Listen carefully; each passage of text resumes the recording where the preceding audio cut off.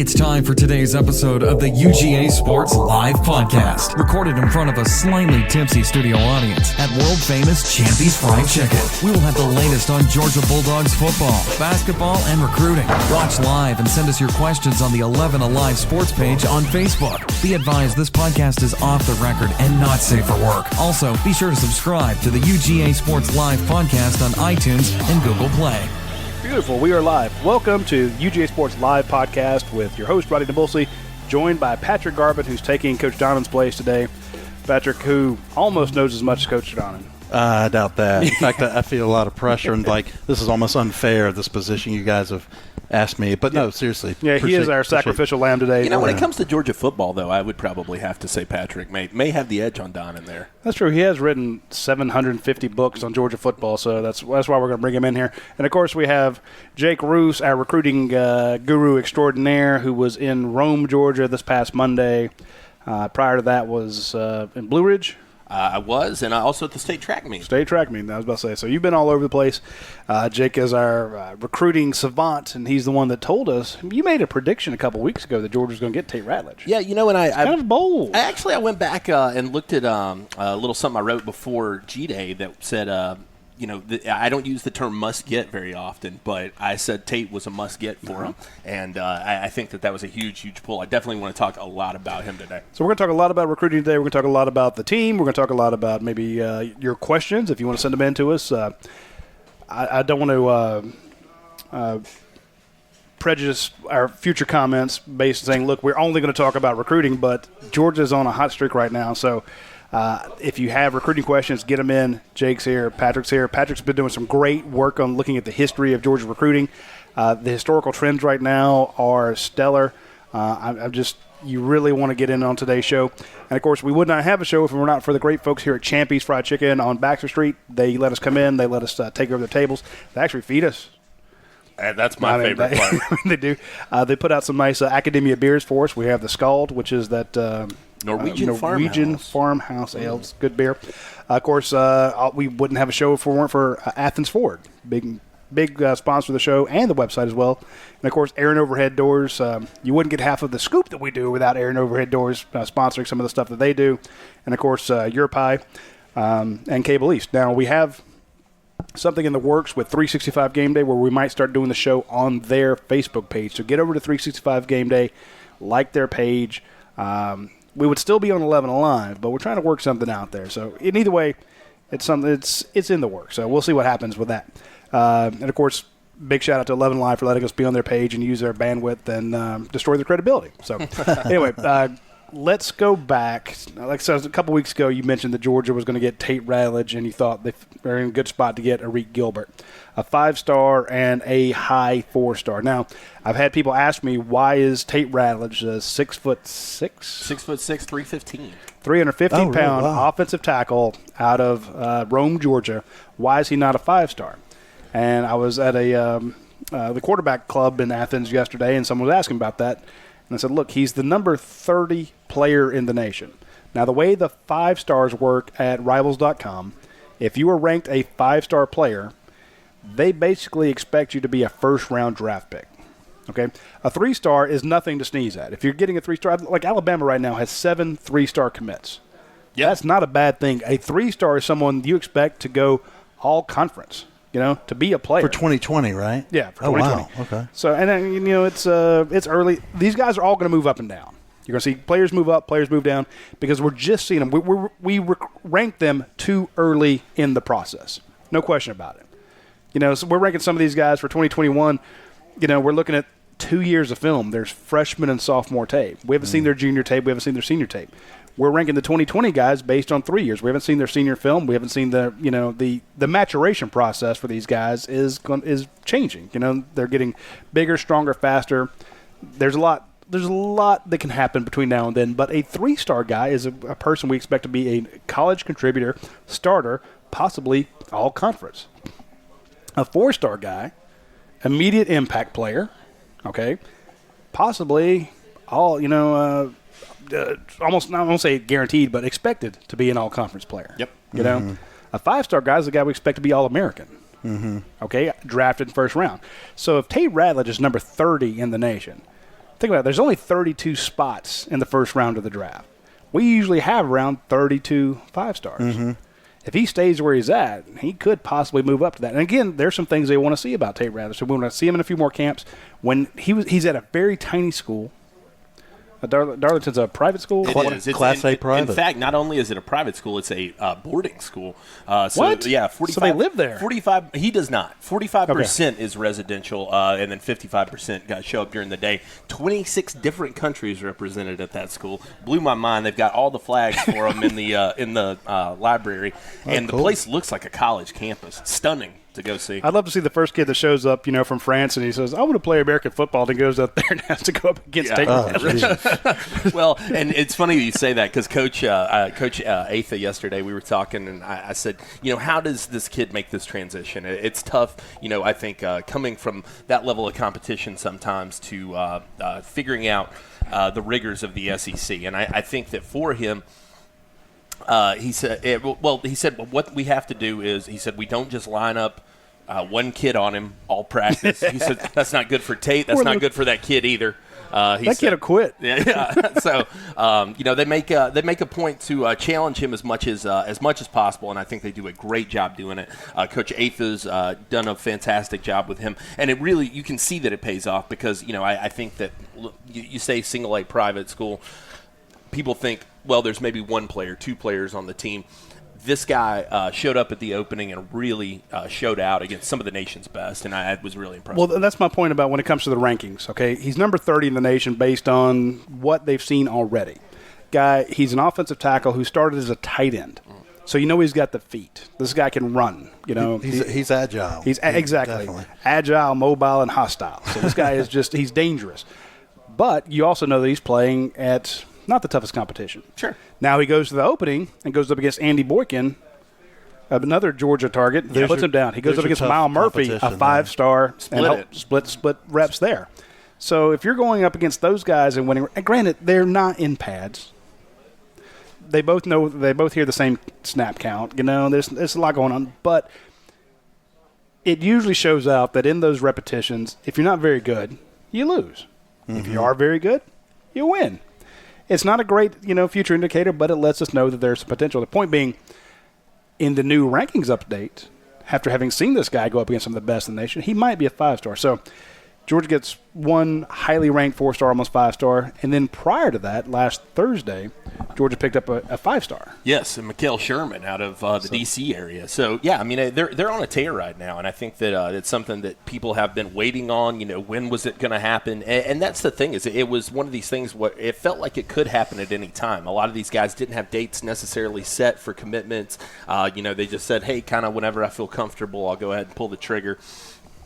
Tate was certainly among those guys, and really, I mentioned this last week in a piece we did ahead of his decision. I think that for Georgia, getting him on board early was key because I think the longer he would have waited, the more Tennessee would have made a bigger impact in that recruitment. But Tennessee's not going to give up. They're not, but Tate's given up. I asked him straight up yesterday. I said, what does this mean? Are you done? And he said, I'm done. He said, I'm not taking any other visits. I'm not going anywhere. He said, I'm going to. He said that anywhere I go is going to be to Georgia to help them recruit other guys. And he plans on being in town this weekend for the big scavenger hunt. And when you interviewed him and asked him that question, that may have been one of the most convincing "I'm done's." Yeah, I remember thinking, okay. Yeah, we hear that all the time. Well, and then the 3 weeks later, the kid's decommitted. But with this kid, though, his coach said something. You can always tell, though, these guys, there are some guys who just don't love it. Now, there are other guys who take every visit. Your Nolan Smiths of the world. Yeah. They say this is the greatest visit I've ever been on. They make everybody sweat it until the last moment.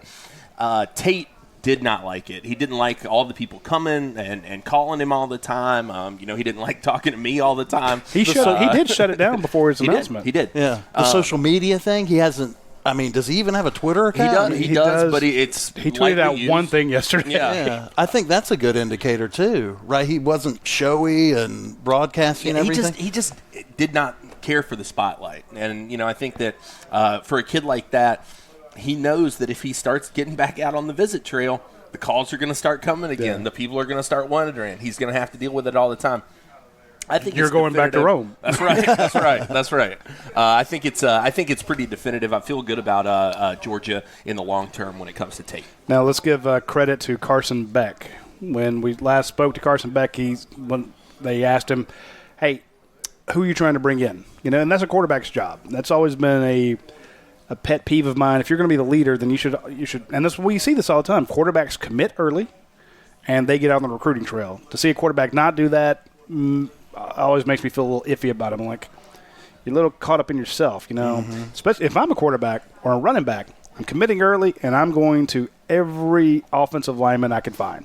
Yeah. Oh, yeah. That's going to have to protect you and open holes for exactly. you, right? Carson Beck was he's the Georgia quarterback commit, and when we asked him, "Hey, who are you trying to get?" He's like, "Tate Ratledge."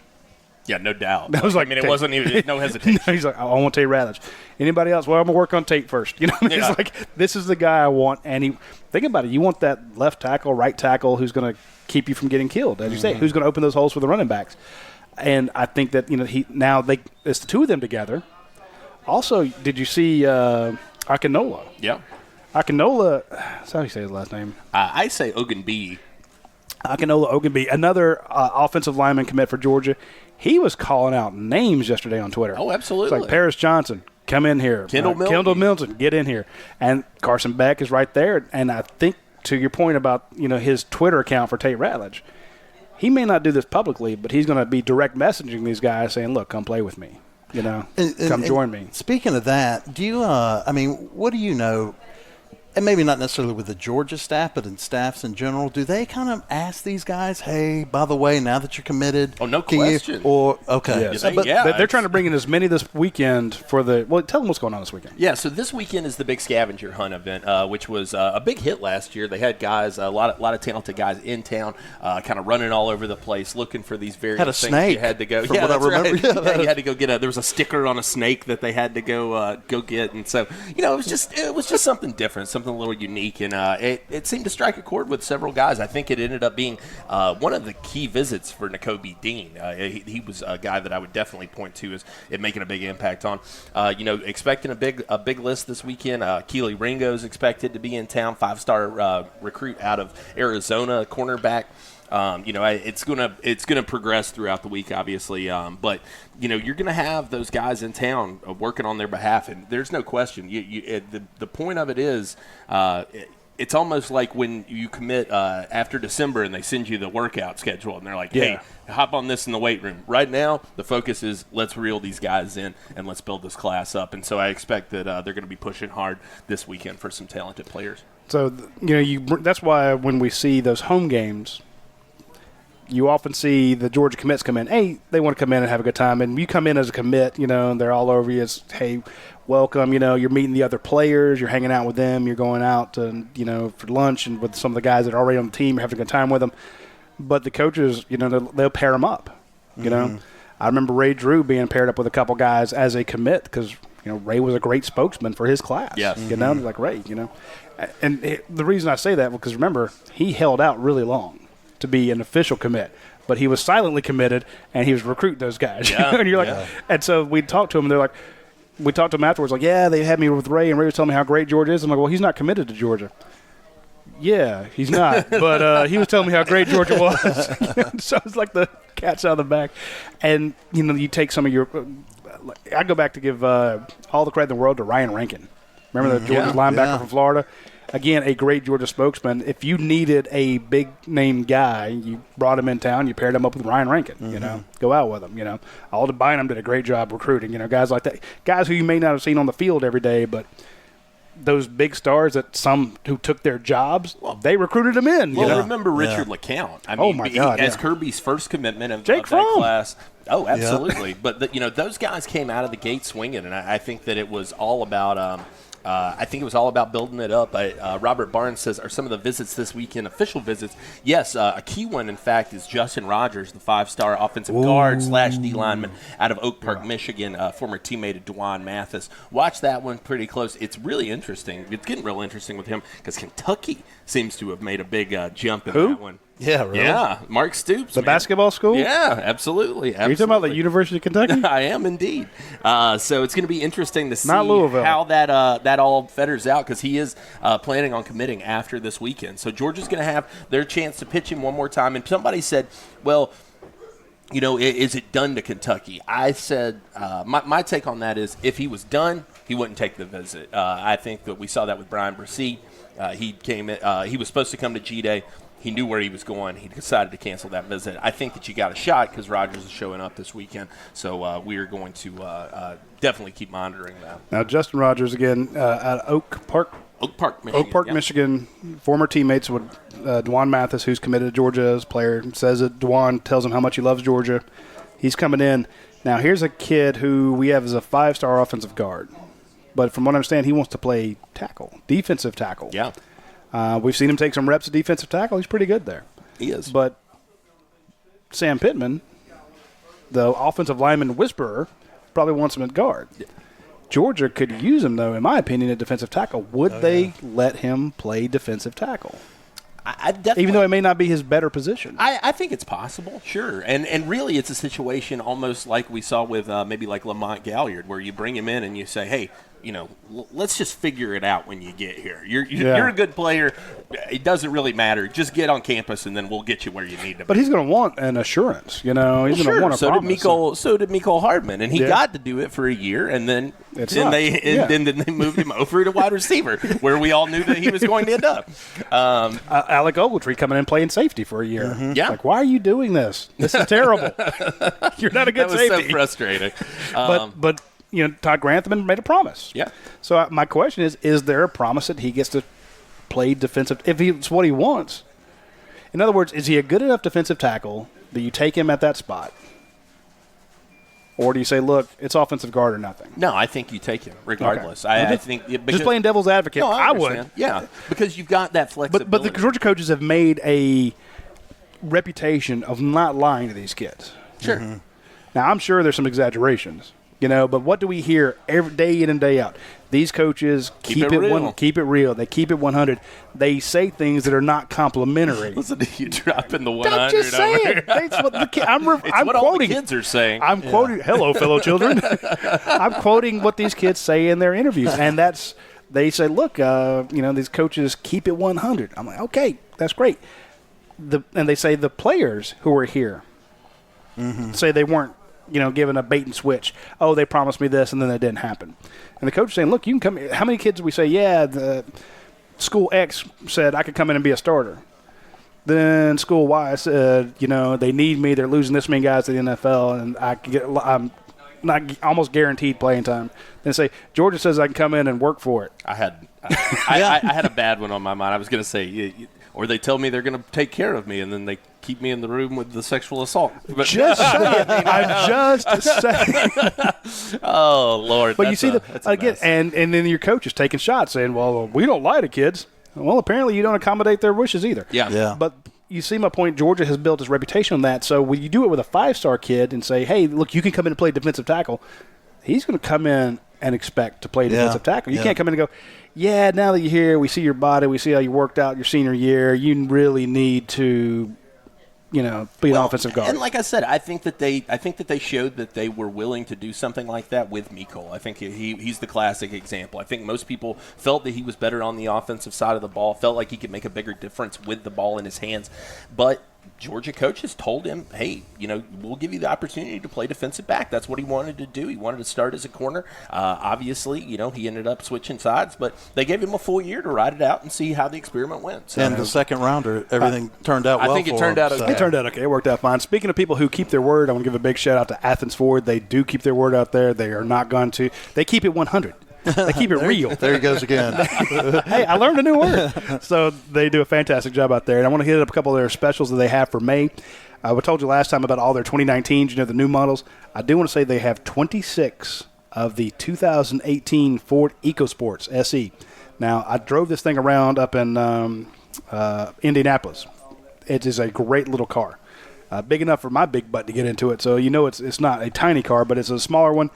Great freakish gas mileage. I drove that thing all over the place and then had to drop in $2 when I returned it for gas. I'm like, what, a gallon? Okay, here you go. And, of course, they're like, hey, do you need to pre-buy gas? I'm like, no, I'm good.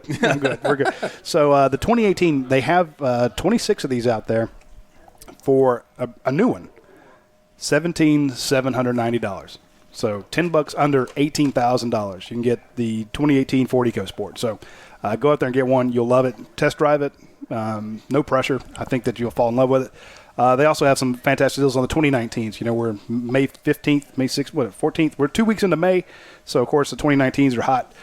They have the Ford Expedition Limited and the Platinum. Both are $11,000 off. So if you want a giant, so you can go with the EcoSport, one of their smallest ones, that kind of compact SUV, to a Ford Expedition. You got to get all the soccer kids. Are you worried about gas mileage? Are you not? Do you have a big family? Is your kid popular? Yeah. Are you on a travel baseball team? Sure. Can you tell us about that, Patrick? How many times do you need that Ford Expedition? So if you need one of those, $11,000 off, or the smaller one, the EcoSport for $17,790. Also, if you want a 2019 Ford Escape or the Expedition Limited, instead of taking the $11,000 off, you can get either the 2019 Ford Expedition or the Ford Escape, both 2019 models, for 0% financing for 60 months for qualified buyers. So they have some great deals out there. And remember, everything you get out there has a lifetime powertrain warranty, even their pre-owned vehicles. So if you go out there and buy any pre-owned vehicle with less than 80,000 miles on it, get a lifetime powertrain warranty. So it's fantastic. We got a bunch of questions. Yeah, let's hit up with questions, folks. This is a great week. We're missing Jim Donnan. He's had a situation he has to take care of. Coaches. Last week he's like, I'm the only one that's been to all the shows. Yeah, I know. Way to jinx yourself. He jinxed himself. We do miss him, and big shout out to him and his family. We love him to death. He will be back next week, I'm assuming, unless Patrick, comes in and Wally Wally pips him. Yeah. Hey, you never know with me. I might try to get in anyway in the back or something. So he's going to come in, and Coach John will be back. But this is a great week to get all your questions in.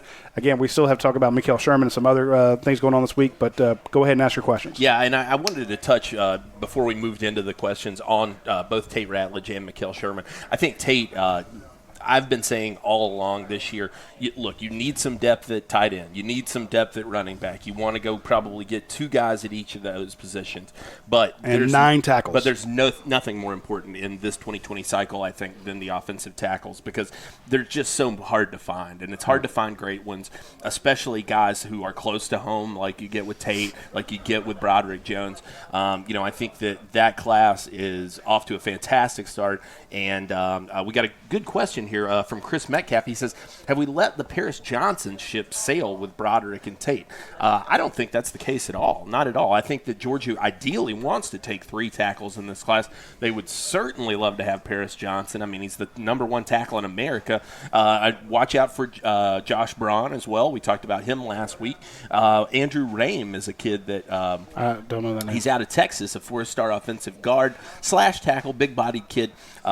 He was a name that Tate mentioned to me that he was going after now, and said, Sam Pittman says, with me on board, he's got a lot of flexibility about what he can do going forward. So you could take a Cade Mays, who's a guard / tackle. Sure, exactly. Exactly. Jamari Sawyer, who I thought was just a guard, but can play tackle. Yeah. So you could go with this kid. Josh Braun, to me, looks like a guy who could play both. I mean, I know he's got the size to play tackle, but so does Ben Cleveland. I mean, but my point being, that's a guy that, if you want to line up Tate Ratledge and Braun together on one side, and Broderick Jones on the other, that's pretty legit. Well, and you're talking about and Akinola next to him. You're talking about versatility, and that's the main word that I think comes into play when you're talking about Mikael Sherman. You're talking about a guy that Georgia hasn't necessarily settled on a spot for. Will he be inside? Will he be outside? Doesn't really matter. He's 6'4", 230. He'll figure it out. If he needs to crash the edge, he can do that.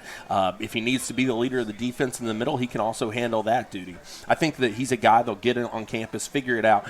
I'm leaning toward inside linebacker personally, because I just think that like outside linebacker big for an inside guy. I agree with that, but they haven't had a lot of real big guys in the middle there. A guy like Quay Walker is about 6'2.5", 6'3"-ish. Right. But got such a stocked deep room at that outside linebacker spot with some young guys. So I think that Sherman ends up on the inside personally as of right now. We'll see how the rest of this class goes. And you'll be able to tell, I think, based on who else they continue to recruit, the positions that they keep. If you push for a guy like Laneith Whitehead out of Athens Academy, if you keep that going, maybe he is an outside linebacker. Maybe if you land a guy like Trenton Simpson, who's probably slated for the inside, maybe then that pushes McHale outside. A lot of possibilities, but Georgia's got flexibility. And so they have the ridiculous outside room, outside linebacker room, as we mentioned numerous times. You get your Brenton Cox, Adam Anderson, Azeez Ojulari. Just disgusting the number of 5 stars you have out there. Smith. No, who? Is he any good? Right. But then think about this. You'd have Nakobe Dean, a 5-star, 4-star guy, right in that, what was he, 34, 30s? Yep. Yeah, 30s. So right outside that 5-star thing. He was a 5-star for a couple months, then apparently shrunk and moved back down again. But don't feed the narrative. Damn you. But you have a guy who's right on the edge there, and then all of a sudden you bring in Mikael Sherman out of D.C., another 5-star guy. Anybody noticing a trend here? They're trying to fill all those spots with 5 I'm just stars. saying, Georgia's second string offensive line has 3 5-stars on it. Yep. Something I tweeted out yesterday, 4 and 5 stars the last 3 years. Now, this included 2020, which obviously isn't over. Sure. 13 linemen, 4 or 5 stars. The previous 3 years before that, so that'd be 14 through 2016, 5 4 and 5-star offensive linemen. So you're saying in just the offensive linemen, correct category, Georgia in the last 4 years? 3 years, but that's including 2020. So last 3 years. Yeah. Including this current three class. classes, I guess. Last 3 classes. Better way to say it, yeah. So the 2020, 2019, and 2018 classes, Georgia has signed how many 4 or 5-star offensive linemen? Or will sign? 13, if you include the 3. So 13. So that's almost – that's 2.5 offensive lines. So your first string, second string, and getting onto your third string are all 4 and 5 guys. Yep. 4 or 5-star guys. And in the previous 4 years, so we're looking at 3 years versus 4 years. No, I'm sorry. It's 4 years, 4 classes, 2019, 18, 17, 13, 4, 5, the previous 4 years. So we're looking at 4 years versus 4 years. Yeah. So that would be then the first that would be the all smart classes, the full classes that were under Kirby Smart. Started with Ben Cleveland. Yep. Yeah. So then Mark Richt's last 4 years, you signed 5 offensive linemen who were either 4-star or 5-star, which is, if you think about it, that's 1 a year practically. 4 years times 5 guys, 1 4 or 5-star offensive lineman per big year. Brain on Brad. Just saying. So you go from having, at best, 5 guys who are 4 and 5-star, assuming no transfers, no injuries. Yeah. At the end of Mark Richt's tenure, a senior and a freshman who could make that starting 5. Yeah. Versus Kirby's got the first team, second team, and part of the third team as 4 and 5 stars. Now, I say Kirby, let's give all credit to Sam Pittman. Anthony Dasher at UGASports.com has a great article, great column on the work that Sam Pittman's put in. He has changed offensive line recruiting at Georgia. It was Kirby Smart's number 1 issue coming. Of course, he wants offense and defensive lines bigger. Also, he wanted to fix the secondary. We've seen him do both. That is what Sam Pittman's been able to do is freakish. And that cat called a shot. I was on with Bill Shanks yesterday talking to him, and we both kind of went back to that idea of, that opening press conference. He said, look, we got to get bigger in the trenches. Yeah, I think that was one. He said that within, after all his thank yous, I'm glad to be here. That might have been the first thing he said. Now I think about it, and sure enough, that's what he's done. Well, I remember when it's remarkable. Go ahead. No, I wanted to dive in here on this piece Patrick's been working on because I think it's pretty telling and quite interesting how recruiting has changed under Kirby Smart, and you've done a great job of kind of charting that out. What are some of the trends that you've seen throughout this? Well, for one, Kirby and his staff has been really good about if they're getting 4 or 5 offensive linemen 1 year, they're pretty much, although they got 3 last year, getting about the same number. It's pretty much straight away. And you can look at every position. the previous regime, 2002 up to 2015, 2016, it's a roller coaster. I mean, I'm sitting here looking, and in 2012, Georgia not only didn't sign a linebacker, but not a defensive back either. Now, granted, the next year they signed 8 defensive backs, so I guess there's that idea that maybe that spreads out. Yeah, but you got to think about it. You sign 8. How good is that 7th or 8th guy? I know. Yeah. Well, no offense to him, but not very good. But I mean, I'm not banging on him, but no, you're right. I know. Well, we go back to defensive line recruiting. Jake's mentioned this numerous the last couple years on defensive linemen. There hasn't been a whole lot. So when you absolutely need them, and all of a sudden you're taking 6 of them, well, you're taking 6 out of the weak class. Yeah. Yeah. And here's the thing: if they don't pan out, they're still on your roster for quite some time. You know, the one thing I saw that I noticed was, I was like, gosh, across the board since Smart's been here, it's pretty much the same numbers, except when in 2017 there wasn't a tight end signed. Well, now you can look at the team now, and tight ends. Yeah. If there's a weakness, so to speak, you could say. So, I mean, just real quick, like in the 2002, 2003, Georgia signed a combined. Is this 13 offensive linemen? But then in 04, just 3, and in 05, just 1. And let's go back to Mark Richt again. No disrespect to Mark Richt, fantastic coach, Definitely. good man.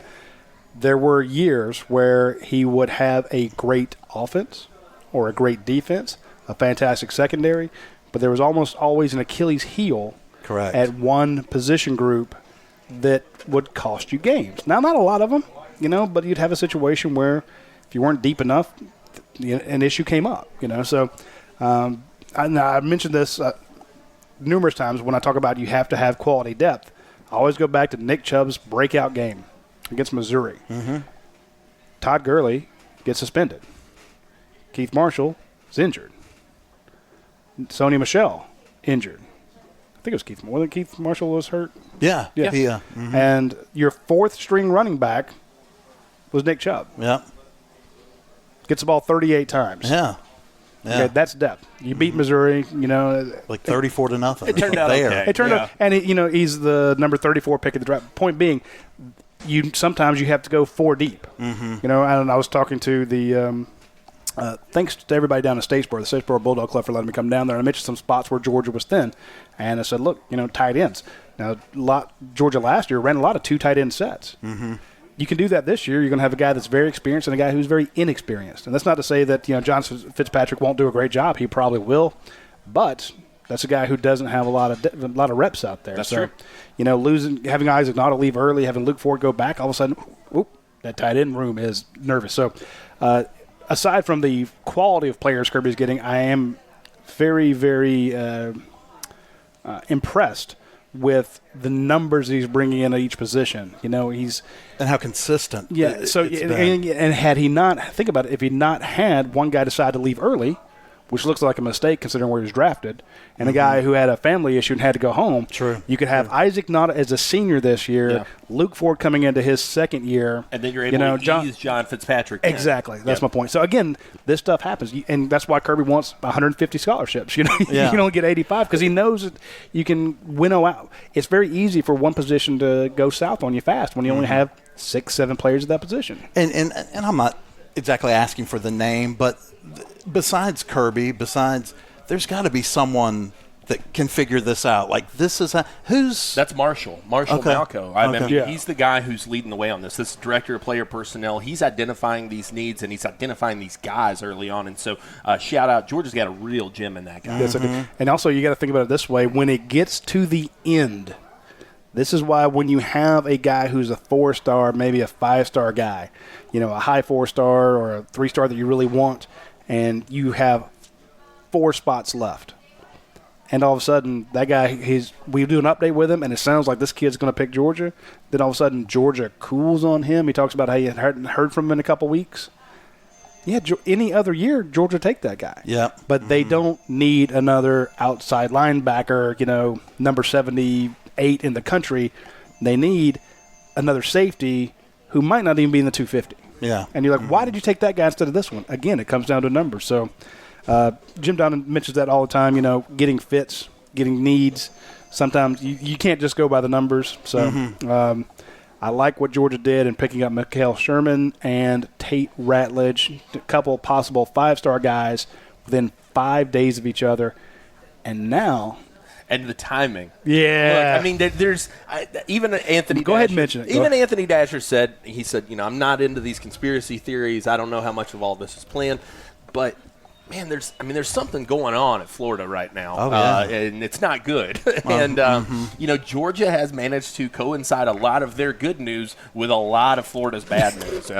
It's scary how that happens. It's funny. It's real funny how these guys kind of out of the blue decide that they're going to announce something. Yeah, don't take shots at Kirby. So, didn't we figure that Florida currently doesn't have a 5-star on the roster? I believe that is correct. With Chris Steele leaving, I believe that's amazing. And we were talking about that's been a long time since that's been the case, if ever. Yeah, I mean before stars, I think. All right, let's before we hop into some questions here, let's shout out to Ryan Lucia. By the way, he says, "Roddy Nabulsi, I'm going to eat your cocktail sauce. You got 1 week, bro." So Ryan Lucia, he's the owner of Aaron Overhead Doors. Fantastic guy, great customer service guy who just happens to run a overhead door service. So, i.e., garage doors. If you don't know when you hear me say Aaron Overhead Doors, that's, if you're from Conyers, that means garage door. So I'm just letting you know, if you need a new garage door fix, swing out. Hey, look, you can go to AaronOverheadDoors.com and you can set up an appointment. It's the simplest thing in the world. You can do it online. You don't have to say, well, I'm free next Thursday. And they go, oh, well, all the guys are out in the field. What about next Friday? And you're sitting there with your Google Calendar trying to work something out. And you go and tell them, hey, this is the time I need to see you. They will come out, tell you what everything's going to cost, and they don't charge you for the visit. And then when they do send somebody out there, it is an actual Aaron Overhead Doors employee. It's not somebody named Roddy in a truck, with a sketchy ladder and it's not Dale who was hanging out outside the Home Depot this morning. Yeah, and his 14-year-old son who he considers to be also Dale. This is my technician. Yeah, so you're going to actually have employees, and these guys actually do updates. They do. I know it sounds weird, but they do continuing education. They actually say, here's the newest things out there. They can do custom work for you. So if you get a chance, swing by Aaron Overhead Doors, go online. And this is a guy who actually tried to smuggle me some great cocktail sauces from St. Elmo's up in Indianapolis. And just as a joke, I'm like, yeah, bring me some back. He did it. So, again, even be careful what you wish for. This guy's, I'm going to make him an honorary Arab. There you go. Just the hospitality is just through the roof. And, of course, he's a Southern gentleman, so and University of Georgia graduate. So, again, everybody that when we talk about academia, we talk about Aaron Overhead Doors, we talk about Europi, Athens Ford, these are all owned and operated by former Georgia Bulldogs. These are people who watch all the games. These are people who read our site. What do they say on game day? Support the businesses that support the dogs. Exactly. So you get a chance to take care of them. Also, before we jump into the next question, I want to mention Jim Donna wasn't here today, but he did swing to Europi yesterday. So he was out at Europi, and he said his pizza was 5-star. Put him in the mind of Champ Bailey. There you go. His wife had the caprese salad. You can get salads out there. It's not just a pizza joint. But if you want to swing by any of the 60 Europi locations, you get a fantastic pizza. 5-star, courtesy of Coach Donnan. And the man has an eye for talent. And he wouldn't go back repeatedly if he didn't think it was fantastic. So that's a unsolicited endorsement from Coach Donnan about one of our sponsors. So when you get a chance, get out to Europi. And, again, if there's not one open near you, wait 15 minutes. They're coming. Or do it yourself. Yeah, exactly. And then there's a gold card, I believe. There's this gold card that says free pizza for life. All right. Well, actually, there's not, but. You think there should be. Yeah, they'll give you one, man. They will. I asked. I said, can y'all make one of these up? He's like, all right, for a franchise, we'll give you one. So I'm just saying, if anybody wants to open a franchise and you tell them that Roddy Nabulsi sent you, I'll make it worth your while. All right. Chris Metcalf says a lot of recruiting questions. Thanks, Chris. Let's hop all into these. Chris says, how does Georgia look for running backs in this class? Still in on the elite. Clint Walker, I'll roll this into one. He says, do you think Georgia can get Lloyd and Milton at running back? If not, who do you think? I will say that Georgia is still on many of the elite backs in the nation right now. Kendall Milton, Marshawn Lloyd, Zach Evans is a guy who's mentioned that Georgia's really picked things back up, and he's felt a little bit more love. He's feeling it toward them as well. I do think that they're in on several of the elite backs. I think Milton is the guy that they're focused on right now, personally, because where's he from? He is from Clovis, California, 5-star running back. Del McGee out in that area today. What? Taking a look. So you can imagine he's poking around. So Del McGee's out there today. And I think these guys. Oklahoma's really big on him. Absolutely.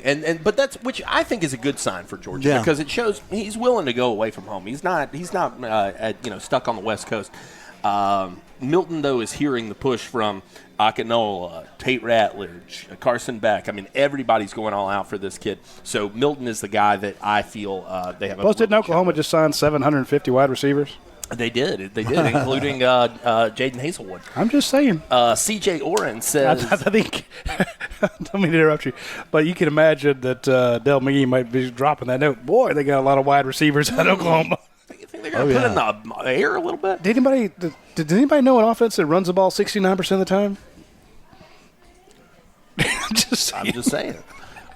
C.J. Warren says, what name y'all think is on commit watch within the next month? And I'm going to go just slightly over the next month threshold, just because this guy doesn't have a firm commitment date set, but he will be taking his official visit within the next month, and that's Josh Braun. I think that he's a guy to watch very heavily there. I think that he's a very likely candidate to end up a Bulldog, and so he's the guy that I will put on commit watch right now. Another name to watch, Jalen Carter out of Apopka, Florida. Who? Yeah, 4-star offensive tackle just outside of Orlando, was up here for G-Day. Definitely another offensive tackle? I'm sorry, defensive tackle. Oh, okay. Yeah, but watch Jalen Carter, too. We've heard some really interesting things. But nobody's talking about him. Well, nobody was talking about Akinola either. I'm just saying, so you're... Or Josh Braun. What do you want, man? You keep pulling these names out of the ether. Yeah, well, I know a thing or two. I'm sitting here looking them up. No, tell us, I mean... The Josh Braun thing, we mentioned last week. Here's a guy who is out of Florida. Where at? Florida? Josh Braun? Sewanee. Yeah, Sewanee, Florida. So here's a guy who kind of out of the brothers went to Georgia Tech. Didn't think he had a chance at Georgia. All of a sudden, you come out of the blue telling us, hey, keep an eye on him. You said the same thing about Akinola. Akinola's committed. Josh Braun might be or getting close. Now, Jalen Carter. Talk about that a little bit more. Oh, my God. No, Carter. Can I think, fire him for being boastful? No. Jalen Carter, a big-bodied tackle. I think he's, I want to say 6'4", about 275 right now. So, right in that sweet spot. 3-star, 4-star? 4-star guy. Rivals Really? 250 guy. Out of Orlando? Just outside of Orlando. Apopka, which has produced many great players. That's the only reason I know who Apopka is. The number of high school, college kids have come out of there. So, boy, that would be nice to pair him up with. I think that would be. Tackles. Yeah, well, you get Nazir. You keep Nazir Stackhouse. You keep Jamil Burrows. You get a kid like that, Jalen Carter. Maybe you go out and add a Zykevius Walker, who I know you had a chance to see recently. I did. So yeah, I think that, and I've said this for going on 2 months now. Give Trey Scott this class to see really what he's about, because I think that you've got enough big-time targets out there, good players for him to pick from. And, does it hurt losing on a guy like Miles Murphy? Absolutely. There's no question about that. But you have good players available. Jay Hardy, another guy we discussed a few weeks back from Chattanooga, 4-star guy, Rivals 100, very interested in Georgia. And also, let's see how the 3 defensive linemen out of Tennessee pan out. Yeah, absolutely. Because you got to give him credit for those guys. Yep. How's Zion Lowe going to do? Yeah. How's Bill Norton. Bill Norton. Is it Bill? I thought it was William. It's William Bill. I say Bill Norton because I just think that's the greatest name ever for an 18-year-old kid. Yeah. I mean, he sounds like a guy who you buy spark plugs from. You know what I'm saying? That's awesome. Yeah, if I could say, you make a great point, because what we see a lot on our board is about Coach Scott. And, hey, he's not, in fact, after Ratledge committed, a lot of the comments were, well, we need to get the D-line up now. Which is true. You absolutely have to. To your point, you were saying earlier, the most important thing in this class is getting tackles. I'm like, well, yeah, on both sides of the ball. You need some defensive tackles because, after this year, you're losing a lot of beef and experience. Mm-hmm. But also give Trey Scott credit for taking Jordan Davis. Now, Jordan Davis gets most of the credit for changing his body. Yeah. But he made him pretty good. Oh, yeah, real good. Zion Lowe, Bill Norton. He was a 3-star, right, Jordan? Jordan was an unranked 4-star. He was just outside of the 250. Okay. But, and I've mentioned this many times, largely it was because he didn't play a lot of D-line his senior year. He was spending his time on the offensive line. So, people had questions, will this kid be able to come in and just pick back right up where he left off? We knew that he was a giant. We knew he was a physical freak, but how would that translate on Now, I did go see Zacchaeus Walker on Friday morning. He was throwing discus. How did he look, by the way? Looked great. Yeah. There's a guy that, he's 260 pounds, 6'4", no fat. I'd kill to have a stomach like that. For, a guy 260, looked phenomenal. Kind of weird. Really long arms. Just great length on a guy like that. Outside linebacker, correct? Or inside linebacker. Okay. He's outside linebacker, or a D end, depending on how to do it. But his coach says, look, he's 260 now. Yeah. He could put on 30 pounds, and he's a left tackle. Wow. I think he's a guy, too. And here's the thing. His coach, Coach Thomas Davis, this guy down in Schley County, McFarland, this guy's seen a lot of football. He was doing camps with Coach Donnan. This guy's been around forever. He knows the game. He knows the body types. He knows the ability he has. And he was raving about Zacchaeus, saying that this kid, fantastic character, great grades. I think he has 3 A's and a B, in his core classes. The kid was a great interview. We'll have that for you at UGASports.com. Weird, small shoulders, though, but his arms are gigantic. Yeah. His legs are great, So he'll have a little work to do in the weight room. But, there's a reason he's the number 74 player in the country. Just potential. So there's not a position set for him. I could see him, this kid could move the offensive line. I don't see it happening. Yeah. I think to me he is a pure defensive end. I think you put 30 pounds on him and move him to the interior of the defensive line. He was talking about playing 2I. I think he's that's like, very possible. I'll play nose. I'm like, okay, but he's like, I'll play 3, I'll play 5. I think he wants to play at a 5 right now, but he'll play any of those spots. But just that kid is the way he looks right now, I see him as a defensive end. CJ Oren says, what's up with the Jordan Birch rumors going around? Is he a legit possibility for this class? A guy, Patrick, you've talked to him a couple times. Jordan is a 5-star out of Columbia, South Carolina, obviously right out the back door from the Gamecocks. But, he gave you some positive feedback, I think, on Georgia the few times you guys have spoken. Yeah, and the thing about him, he's how do we say it? Hard to get a hold of? Or, he's a Bigfoot is what I call it. Very infrequently seen. Yeah, and so granted, he did have some good things to say, but even those guys covering South Carolina, he's not giving them much either. So that was a little while back. I'm just going to say who knows right now because Mama's put the kibosh on the interviews big for time. Jordan for the most part, but I do think that he's a possibility for the class. Yeah. You just got to think about where does he fit in? Is he an outside linebacker? Is he a DN? Where does he end up? There's no doubt that they want him. The kid's a physical freak, earning some comparisons to a guy like Montez Sweat, especially after the combine that he put on. Yeah. So definitely keep an eye on Jordan Birch. Would not surprise me to see him back this weekend.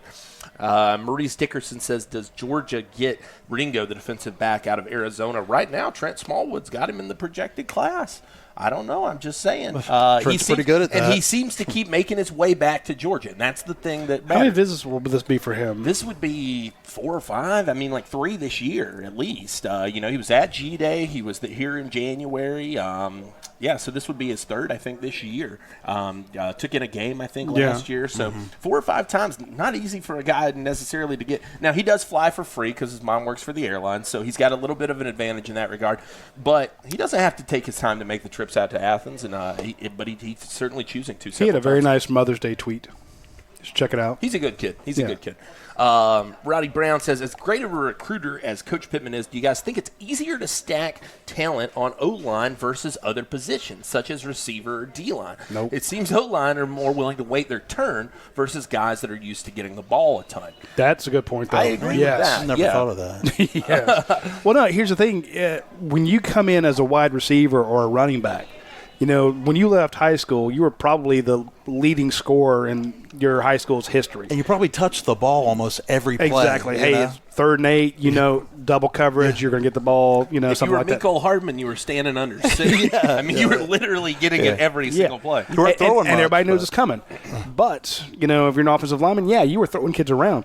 But when you go through that first practice at UGA, Alabama, Clemson, Ohio State, Florida State, and you come in, you're 6'6", 315 pounds, and there is a 6'4", 280-pound defensive tackle who whoops your tail. Mm-hmm. Yeah, with about 4% body fat. Yeah. And he flies by you.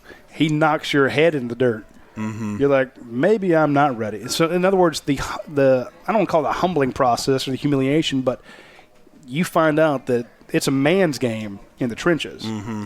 Whereas, okay, you're on the outside. You're a freshman wide receiver. You've got a cornerback out there. He's trying to jam you. You get off he's not going to knock your head off like a zero technique nose would when you're a guard. So this guy who he does a twist and comes in and hits you from the side, knocks you out of the way with a rip or a club or something like that, and all of a sudden your head's ringing. I think that they're more willing to wait because they know that, look, I've got to get bigger. Yeah, I'm going to get stronger. It's man-to-man in the trenches. So I think that he's got a great point that it is those guys are more willing to wait because we've had guys say, I'm going to go up there and I'm a redshirt. They know that they need to. Whereas every time we talk to some of these skill guys, they're like, I want to play immediately. Yeah. Whoever can get the ball in my hands the most, the fastest. Is where I'm going to go. Yep. So that is a possibility. But the problem is when I shake my head, is it easier to stack them up? They're so few and far between. There's 100 guys, in each region who are 5'11", 6'1" that can play wide receiver. There's only 3 who are 6'6", 315 pounds. And can any of the 3 of them even move? Do they have the feet? Do they have the power? Do they have the grades? Do they have the grit? That's part of it too. You get some of these guys. It hurts to play line. Yeah, it's not fun. I'm just going to tell you, it is a testament to how much pain can you put up with. Ask any of those offensive linemen. Everything hurts. Pierce Ransom. How about Arik Gilbert? I still think Georgia sits well with him. Stuart Kitchens, who are some big-name receivers on Georgia's board that we should know about. I'd be watching out for Marcus Roseme. He's a kid, 4-star out of St. Thomas Aquinas down there in Florida. I think that Georgia's in well with him right now. Also continue to watch E.J. Williams out of Central Phoenix. I think that he's a kid out of Alabama, 4-star guy as well. And I'll tell you this, you mentioned going to the track meet. I was at the track meet as well. Had a chance to see Justin Robinson in person for the first time. Current commit. Blown away by how the kid was built. Unbelievable. We got him listed at 215. He's every bit of 6'4". We've got him listed at 215 though, weight-wise, and I think we're sliding him because he's got some pipes. He's a great shape and looks great. So really looking forward to seeing. Sounds like a Riley Ridley. What he's got. I got a question here from Lee Fight. He sent it via email. It says. On the show at some point, can you discuss your opinion of Pittman's plans and the future and how he and Kirby could possibly groom his replacement? So he says, I know that Pittman says he wants to retire at UGA, but hopefully that'll be a long time from now. Thank you. Listens to the show. How old is Coach Pittman, by the way? Do we have a ballpark of? I would guess he's near 60 maybe? 55 in the 60 range. Yeah. Very young. I don't see anything happening anytime soon, but here's the thing. We've seen this with Kirby Smart. Kirby Smart's, and for you younger listeners, you'll probably have to Google this. He has a Rolodex that has some great names in it. And the first thing I would do is I would go back and find some of the guys who have coached with Sam Pittman. Because it's not just his personality. I mean, he has a good personality and temperament. But his instruction to make these guys, because the fact that Solomon Kinley is holding off all comers at that left guard spot. Tells you all you need to know. Yeah. He can take guys. And the fact that, any other school would have been playing Ben Cleveland on the line despite the fact that he wasn't ready. I shouldn't say any other school, but a lot of schools have been like, hey, we got a 6'7", 340-pound guy. We're going to put him out there, just run around him. And Coach Pittman's like, no. We need this flexibility first. We're going to put these other guys out there. Once you get to this spot, we're going to put you out there. And he did, and he came on and was gangbusters.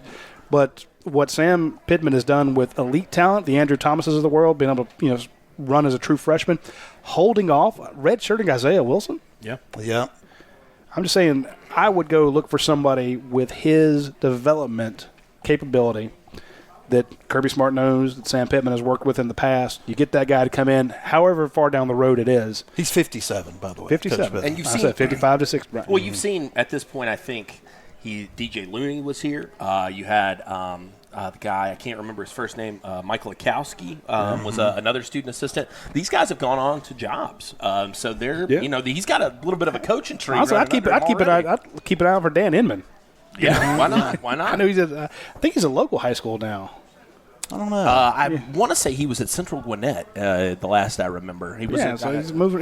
This guy went down, I think, to Valdosta. But the point being, and again, I know that there are many others that have worked with him at Arkansas and all over the place.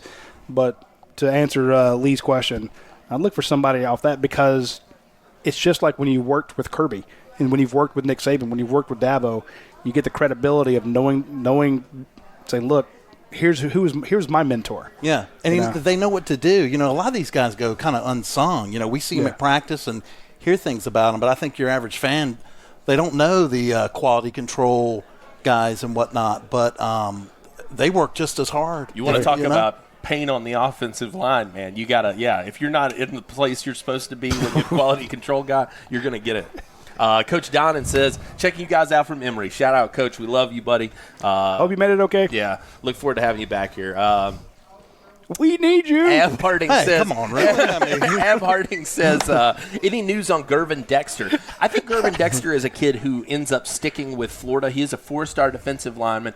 He's from the state of Florida. I think that he's a linchpin for them. And I'll tell you this, if they lose that kid, then things are nuclear. They might. But though. Georgia's going to continue to push for him. I just don't see him getting out of the state of Florida right now.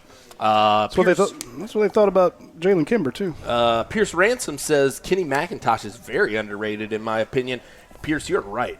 And I think that you have a very good opinion. I think that he is going to make a seamless transition. Damn rankings. For you from Elijah Holyfield. I think that he's a very similar. He's not, obviously, look, he's not got the build of a world champion boxer like I was about to say, it's coming though. but knowing this strength and condition program. He's big, strong, fast. I like it. Joe Moody says, I'm hearing George Pickens is a true number 1 receiver. What are the chances that he works his way into the rotation game 1? If not, when do you see it happening? I don't know about game 1, and my big hang up on Pickens is I think a lot like Matt Landers or Tommy Bush, who came in, and those bigger body guys. He is thin in terms of right now. I think that he's got the hands. There's no doubt about it. Good route runner. But he's just got to put on a little bit of bulk, I think, in order to deal with some of these big cornerbacks, big safeties. Linebackers he's going to be asked to jam. But I do think that you'll see him make an impact year 1. Is he better than Jeremiah Holloman? In year 3, who has a great relationship with Jake Fromm? You see my point? If you're saying that he's the number 1 guy, to me the number 1 guy now is Jeremiah Holloman. I agree. Yeah. So you're going to say he comes in without knowing the system and is able to take it by game 1? No. No. Later in the season? Maybe. Crazy. Yeah. He's a 5-star wide receiver, one of the best in the country. Absolutely possible. Mm-hmm. But, there's the timing that Holloman and Fromm have that's pretty on the money right now. Could he come in? He's also be fighting off Demetrius Robertson. Mm-hmm. Demetrius is second year.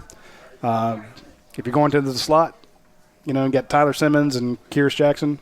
Those guys are pretty good too. Yeah. So again, it's not. Yeah, he's coming in. He's really highly ranked, but there are some guys ahead of you who are not going to give up their jobs easy, especially when they waited behind. Riley Ridley, Terry Godwin, guys. And these kids have worked. The great thing about the first day of spring practice that we see, I think, the first day of fall camp, you see these transformation of these bodies that we didn't see in the off season. Demetrius Robertson put on some muscle. They all do, it seems, and it's remarkable. But nobody's done what Isaiah Wilson's done. I've never seen anything like it in 26 years. It's unreal. We got a couple more here. Robert Barnes said, I would give Pittman anything he needs to stay for the rest of his life. I think that is the sentiment probably of the UGA staff as well. And there have been some other schools that came for him last year. We reported at UGASports.com that, a couple of schools How could you not? I mean, why you got? He's your first call. Mm-hmm. Yeah. Daniel Busby and Pierce Ransom both asking about kickers. Daniel says, with it being hot rods last year, what's the plan for the next kicker? I think Georgia is going to take the route that they did with Rodrigo and probably take maybe a guy that's a bit of a walk-on maybe this year and then allow him to earn a spot. Kick your way into a scholarship. Watch out for Jake Camarda. He can kick field goals all day. And Brooks Buse is a guy that I think people forget about sometimes as well. That kid, look, I'm not so sure, but he's got the accuracy down just yet. But, man, he's got a big leg. We had a chance to see him at G-Day. He played well. He did. G-Day, yeah. He can boot him. So I really like what they've got there. And, look, Scott Fountain has done a tremendous job with the specialists to this point. I think that they'll keep that rolling. Scott Fountain also very much in the lead recruiting spot for Zycavius Walker. Down in Schley County. So we talk about Trey Scott being, this is his recruiting class, working on these defensive linemen. Scott Fountain is the guy that Zycavius Walker talks to the most. So, I think people forget about Scott Fountain. Well, he's a specialist coach. You're not hearing about him. Yeah. So give him some credit. I also want to give some credit to Academia Brewing Company. I know Jake and I, we get on the show and we knock down these skulls. We knock down the IQ IPAs. I've been wondering where mine's at. Or is this we didn't even think about it. Y'all think I got a problem? Well, we you know. shouldn't be drinking at noon anyway. Yeah, dude, your boss will be so embarrassed to see that. We're doing this professionally, yeah, all right? Yeah. This is part of our contract obligations. We normally would not drink at noon on a Tuesday afternoon, but if you get a chance, they're doing fantastic canning out there, so you can go out and get the Hunker Down Brown Ale. If you don't like that beer, just quit drinking. I mean, it's just – I was going to say kill yourself, but that sounds bad. That sounds a little too much. But, yeah, just stop drinking because you have no taste buds and you might as well just drink Windex. The Hoprodite, though, if you're a hophead like Jake, you're going to love that. Absolutely. Now, the Scald is one of my favorites. Knocked that back all the Q. I even like the IQ IPA. I'm not a huge IPA guy, but I love the IQ IPA. I've actually last time I was out there, I had that. And of course, maybe 3 or 4 other types. You can go out to Academia and get a flight. You can try 4 different beers, and then you can get another flight with 4 more. So I'm just saying it's a great way to try beer out there. So when you get a chance, swing out to Academia Brewing Company. They now have a lounge out there. Oh, cool. So everyone thinks when you go out there, you want to. Well, I don't want to sit at a table, for 2 hours and have waitress coming by. I don't want to take up one of their 4 tops or 5 tops or something like that. Well, you can actually go up to the bar, get a drink, and then they have all these couches, fantastic couches, a place to sit and talk. It's a great use for the front part of that restaurant brewing company. So when you get a chance, swing by Academia. We told you about their Everybody Loves Ramen Night. They're doing that every Tuesday. So when you get a chance, swing out by Academia Brewing Company. Do it this week. Kids are going to be out of class, so so you can actually find a place to park. I do enjoy Athens during the break sometimes. I enjoy it when the students are here as well, but I also enjoy it when it's a little bit easier to park, especially downtown. Anyway, that is all the time we have for this week's show. We will be back next Tuesday. Coach Don will be sitting in. Our thanks to Patrick Garbin, author. Where can they get your books? They could most any bookstore in the Athens, or Atlanta area. PatrickGarbin.com. PatrickGarbin.org. Is also a good. That was the answer I was looking for. Yeah. See, how many beers has he had? Go to Patrick Garbin, GARBIN.org, and you can get name some of the books. About Them Dogs, Georgia's 50 Greatest Plays, Dogs Gone Wild. I wrote a book on that's Athens. A crazy one. There are 10 of them thus far. I told you, he's written a ton of books. So when you get a chance, hey, Father's Day is coming up in next month? Hey, they make great Father's Day presents. So for the man who has everything, get him one of these books. And then when he's done reading it, take it. So, or read it first and give it to him. It'll, with the dog ear and the gravy stains in the middle. He don't care. He's your dad. Yeah. So you get a chance. Or buy 2. You buy 2. Anyway, we'll talk to you folks next week. Thanks for tuning in. That's it for this episode of the UGA Sports Live Podcast. Tune in next week for more Georgia Bulldogs news and notes from Athens.